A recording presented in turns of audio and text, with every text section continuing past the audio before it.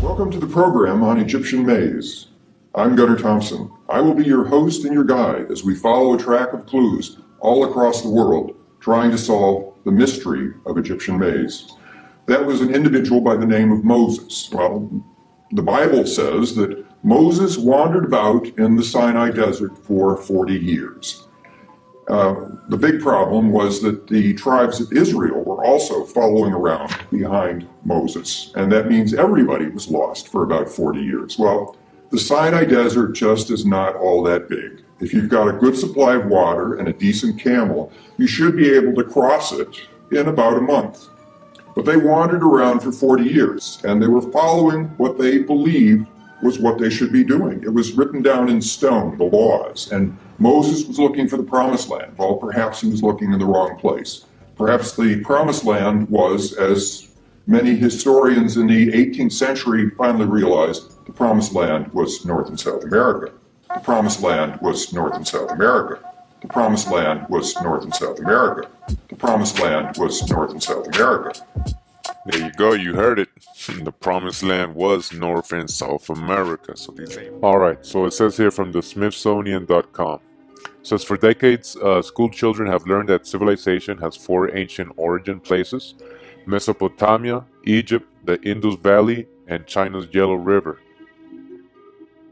In the past 20 years, researchers have added a fifth member to this select list, the Central Andes, which includes southern Ecuador, northwestern Bolivia, and most of Peru. Alright, you heard that, right? Most of Peru, Jerusalem.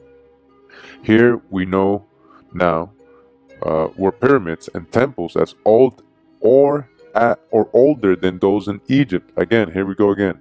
It says here, we now know were pyramids and temples as old as or older than those in Egypt. Older than Egypt, people. You're hearing the Smithsonian.com. Older than Egypt. All those hijacks, all those people bringing statics, talking about my theories. Smithsonian.com says there's pyramids older than Egypt here in Peru. Says here the New World's first monumental civilization from Popular Archaeology.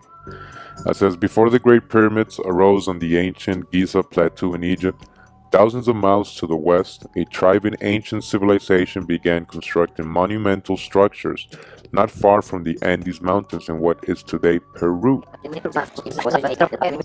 Says here the New World's first monumental civilization from Popular Archaeology. It says before the Great Pyramids arose on the ancient Giza Plateau in Egypt, thousands of miles to the west, a thriving ancient civilization began constructing monumental structures not far from the Andes Mountains in what is today Peru. Like the ancient Egyptians, they too were a deeply religious people, creating what they believed would be a lasting legacy to their gods and kings. Unlike the ancient Egyptians on the other side of the world, however, these people would eventually pass into oblivion. There were no ancient records and no pottery, other than buried structures to testify of their existence. It would be left to archaeology to raise them into modern consciousness. Alright, before I continue, this is real quick. This is just random, so I just want people to think about certain things, you know. Now look at this map. It shows us that the Louisiana Purchase, right, was all this part right here, west of the Mississippi, kinda, as you can see. You know, all of Louisiana, kinda, going up the Mississippi, all of this. That's a lot of land. What's on the Mississippi, or what we call the Great River? Mississippi is an Ojibwe, shippable word. It's an American indigenous word. It's Mississippi, which means Great River.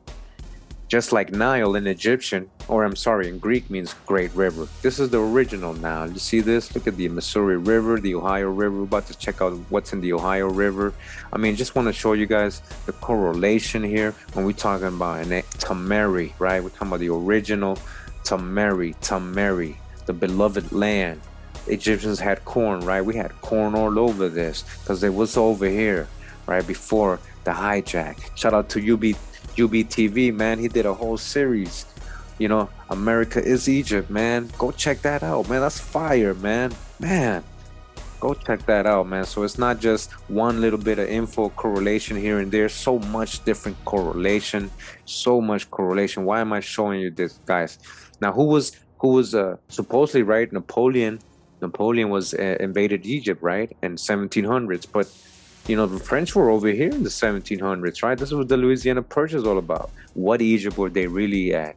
Were they taking relics from here? Were they finding things in the true Egypt? What's going on, right? He was over here the whole time. They were over here the whole time. Now, I just want to show you this Lake of Egypt, huh? Lake of Egypt, Illinois, Mounds, Illinois. What's going on? Wait, Illinois? What are you talking about Mounds and stuff like that? Egyptian Country Club, and what's over here? Mounds. It says Mounds right here. Right, Mount City right on this river. What river is this? The Ohio River, which empties into the Mississippi. It's a tributary of the Mississippi, basically. It is a great river, part of the great river. And Mount City, Mounds. What's more down right here? You see Cairo. Look at that, Cairo, Egypt, Cairo. Where they getting all these names? What's further downstream? Let's see what's further downstream. You keep going. You end up in Memphis, Missouri, Memphis, the original Memphis. This is the Mississippi, the great river, Memphis. Cairo, you guys saw Cairo, right? Now look at this. When Lincoln came to Egypt, huh? When Lincoln came to Egypt. What you talking about? This is a book by George W. Smith. I just want to show you something. When Lincoln came to Egypt. It says here in the author's preface, it says, only lately has his personal relations to the people and places in Egypt become matters of general interest. In the pages following, it shows that Lincoln was closely related to the people of southern Illinois, the farmers of Egypt. Now it says here, Egypt as the far down state of Illinois was called, all right, Egypt, what? The bottom part of Illinois was called what? Egypt, all right, Egypt. On the Great River, remember, the real Nile, Egypt, the real Egypt. Where was the French Louisiana Purchase? They had Egypt. Look, Egypt. It was called Egypt. They had it. All right, so real quick, before we go to the primary source in the book, it says Ancient Egyptians in the New World. So real quick, this is the Ancient American magazine that you can actually get the back issues. This is great. I have a lot of these issues. I'm going to buy some more. I share a lot of these with my Patreons, you know, some of these. You can come here directly and get it yourself. You can get a physical copy, I believe, and a PDF if you like for a better price.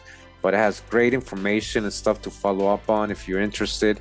So that's what they were referring to when it says in issue number 8 of the Ancient American, G. Thompson or Gunnar Thompson. He's actually very good researcher on maize in ancient Egypt. We got him in my corn videos. He said that he translated a few paragraphs from Mariano Cuevas' 1940 book, Historia de la Nación Mexicana. All right. Now they're saying they found these two things in Mexico, right? In 1914 by Professor M. Gonzalez. He was excavating Mayan ruins in the city of Acajutla in Mexico. The two illustrated statues were uncovered on the male. The headdress, the beard, and the cartouche are all typically Egyptian in style. The male is thought to represent Osiris and the female Isis. All right, take a look at this. You see how what he's holding? You see we're going to take a look at it right now. All right, this is from the Library of Princeton. It says here, Theologic Seminary, Historia de la Nación Mexicana, or the History of the Mexican Nation, written by Mariano Cuevas. All right, so we came to the book ourselves. It says that he has doctors and honors in CAS and the University of Louvain, and he's the decano of the Mexican Academy of History. Individuo de número correspondiente de la Real Academia, so he's from the Royal Academy of Spain. He's a member of the Mexican Society and Geographic Society, I guess, and Statistics. And he's from the Estudios de la Ciudad de Mexico, the studies of the Mexican city of Mexico.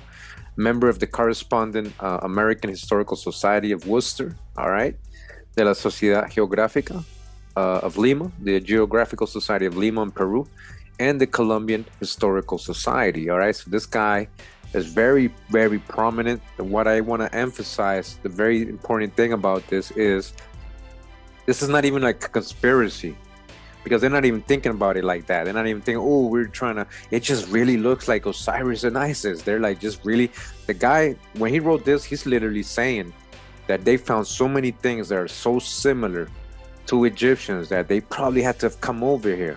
Like, he's literally saying this in this book, but there's no proof of that, right? We just know that Tameri, all that stuff, the true old world, that's over here.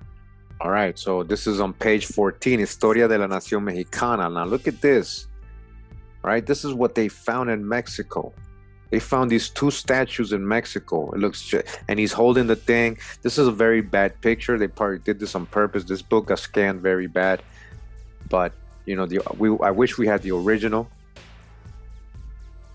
And this is the writing inside. This is like a replica. This is from the side, A and B, and it says here, Las celebres estatuas de Acajutla, the famous statues of Acajutla.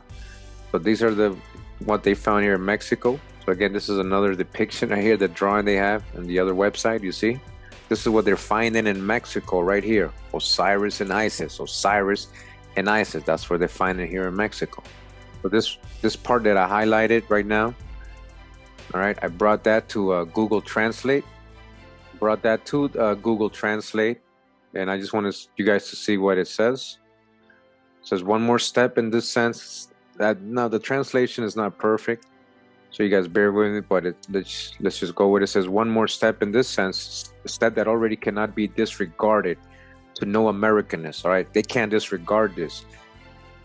Was the happy discovery of two statues few years ago in August 1914 in a rustic property of the Exmo Archbishop of St. Salvador, the Reverend Mr. Villoso, near the railway line in the port of Acajutla, all in the Mayan area. Professor Miguel Angel Gonzalez, doing certain excavations in order of the mentioned metropolitan, he found these two beautiful specimens that we reproduce in special illustration, and it is noted that previously many had been found like them. There was actually many like that. There was many like that who were despised and destroyed by ignorant indigenous people of the place. So people didn't really take care of them. In that same place, according to the historian Central American Garcia Palaez, who later he was Archbishop of Guatemala, he existed in ancient times, a very large city and important. All right, so this is very translated. So he's saying that in very ancient times, there was a very large city and it was very important there. All right. All right, so I just want to grab some more text.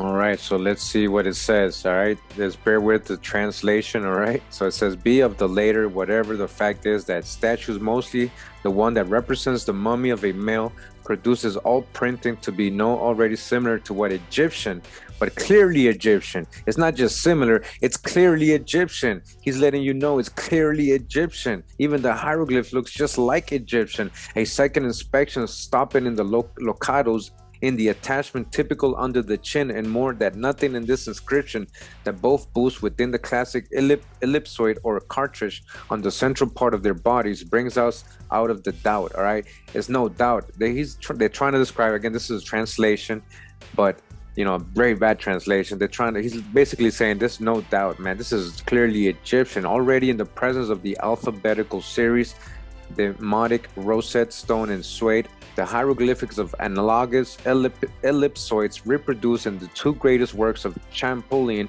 we will see that sign by sign in figure 14, all the contents about the inscription of the male statue are also in the aforementioned classical monuments. Egyptians, it's all there, it's the same. He's literally telling you it's the same thing. This is crazy right here. This is like big. They hid this. They didn't even publicize this. This is not even mentioned. May check our assertions looking at the figures that we reproduced here and comparing them with two certainly Egyptian food exists in the Cairo Museum, right? On presence of these models. So they're showing the examples in the figure. If it gets tested, the existence of Bliss City, no one can anymore disregard the hypothesis about colonist Egyptians, all right? He's saying they might have been colonist Egyptians here. He's saying nobody can doubt it because this is so Egyptian what he's finding. He's confused. He's like, how did I find an Egyptian statue over here? Egyptians have had to have come over here. But no, this is Tameri, all right, Tameri. It says, on pain of leaving unexplained a reality, the assumptions of Egyptian influence in our country have been bartered into probabilities on immigration, if not Egyptian, just from a people that was in cultural contact with the country of the pharaohs. He's saying if they're not Egyptian, they gotta have knew the Egyptians or something. They were in contact with them. Trade, all right, all connected, right? Colony. Where's the real colony? Where's the epicenter? Right here in America, or so-called Atlantis, as the Masons call it, right? It's all Mason talk. But again, I just wanted to go back to the book. Again, I just wanted you to see, this is what I copied. This is what it's translated. That's what's literally it's saying in the book. It's literally saying that here, guys.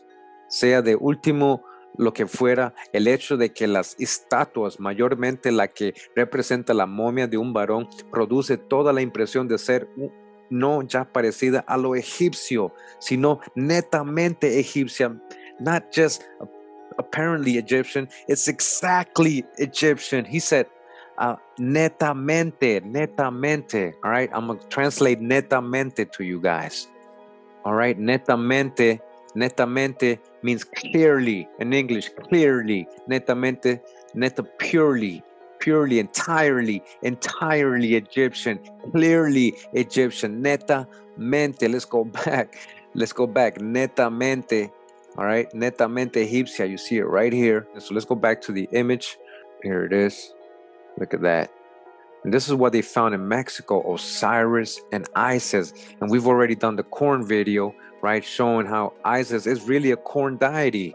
Corn mummified. There's corn coming out of Isis. It's the whole ritual of harvest and everything. New beginning. And Isis, the corn mother. All right, they got this from us. These are the corn deities.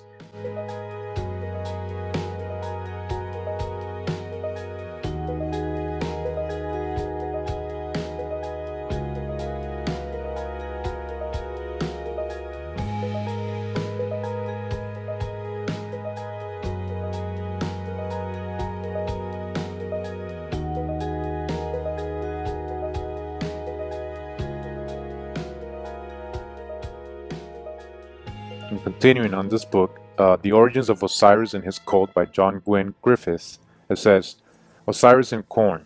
In later times, the connection between Osiris and vegetation is often particularized in relation to the growing of grain, as in the Osirian corn mummies. How early does this idea appear? The earliest association of Osiris with corn seems to occur in the dramatic Ramessean papyrus. Right, in this papyrus you see right here. It's famous. Foreign Quarterly Review. So I just want to remind everyone about the Foreign Quarterly Review, this journal right here. So this has many volumes. If you haven't watched my other videos, I mentioned that, I found this on volume 18, as you can see here. And this is in the Harvard University collection. This is a very scholarly journal. And review, and again, we're talking about an expedition that was done to Palenque and certain sites in Mexico. All right, so I just want to continue reading from this book. So we're on page 44 of this book, and it says here, and they're talking about a statue, another statue they find. This is in Palenque. Remember, this is a totally different place. This is in Palenque. All right, watch what they found here.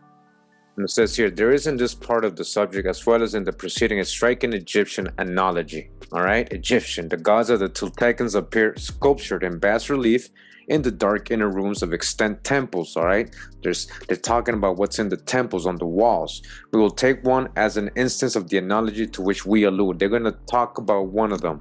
They're There's an example. Now listen to what they're going to say about this one. It will be instantly seen that the idol bears no resemblance to the monstrous deformities peculiar to the gloomy superstition of the Mexicans, in which that cruel and barbarous people bathed in the blood of innumerable victims. Portrayed on the inner wall of the adytum of one of the sanctuaries belonging to the great temple of Palenque appears the chief god of the Toltecan people. All right, this is the chief god. This is the main god they're talking about. They found this inside a temple. Listen to what they're going to say about this main god. All right, chief god. He would appear to have been their only god, right? This is their only god, one god. He is worshipped symbolically under other forms and in other localities, but we are not familiar with any other sculptured indication of a worshipped divinity. Our opinion, listen to this, is that he is strikingly identifiable with Osiris of Egypt, all right? Osiris. He is identified with Osiris of Egypt and the Adonis of Syria, or rather he is the ancient god called Osiris, as well-known classical combination, therefore identification of both divinities. In the first place, he is enthroned on a couch perfectly Egyptian in model, okay? Perfectly Egyptian in model, namely it is constructed somewhat in the form of a modern couch, a cushioned plinth resting on the claws and forelimbs of the American lion, or the jaguar. Listen to what they're telling you here. The American lion. Yeah, we had lions over here, ancient animals of America. We had lions. Yes. Listen, this couch is perfectly Egyptian, it says in the model. Who copied who? Where's the duplicate? We may at once emphatically say that there is no real difference between the above couch and that peculiarly designated as Egyptian. There's no difference who copied who, and which is reproduced in all the tombs and palaces of Egypt. All right, Tameri is the model. The god is characterized by the same physiognomy of that which distinguishes his worshippers. He is, however, seated in the Hindu or Asiatic fashion, not in the Egyptian, his legs being crossed under him. On his head, he wears a conical cap. Listen to this. Just like Osiris, right? A conical cap, not different much from that which the Osiris of Egypt wears, all right? Just like the statues we saw earlier, and connected doubtless like the upper division of the Pishent with the symbolic idea of fire, or the upper hemisphere. Two additional symbols, the one Egyptian, the other not, but equally intelligible, namely the lotus and the column affixed to the cap, clearly indicate the same triune divinity. All right, listen to what they're telling you here. Of the lotus, not a word need be said. All right, all the stuff is supposed to be Egyptian symbols. Well, it's over here on this god who looks just like Osiris. Remember, this is from Harvard University. This is an expedition that was done back in the 1800s by Dupox and his team. Every tyro knows its Egyptian associations, but the column is never used on any Egyptian headdress. It was nevertheless an unquestionable symbol of Osiris. Unquestionable symbol of Osiris, and they found it there in Palenque on an idol, their main chief, their only god there, and thus complete the identification. There's no doubt. They're telling you that's the identification, that is Osiris. Thus completes the identification. This is Osiris. We're not talking about theories, Mexican antiquities, page 45, the Foreign Quarterly Review, volume 18 from 1836 in the Harvard University Library. All right, Osiris right there. All the remaining appurtenances of the sculptured picture concur in establishing the same hypothesis and everything else about it. All right, it was on the back of a similar leoline couch that both the cognate gods of Egypt and of Syria, Osiris and Adonis, underwent their 3 days entombment previously to the 4th day's resurrection. Again, this is the Foreign Quarterly Review, volume 18, all right? This is from 1837, very scholarly, all right? They went there and they wrote this down in the 1830s, and they never told us about this in school. Wake up, break the spell. America, the true old world.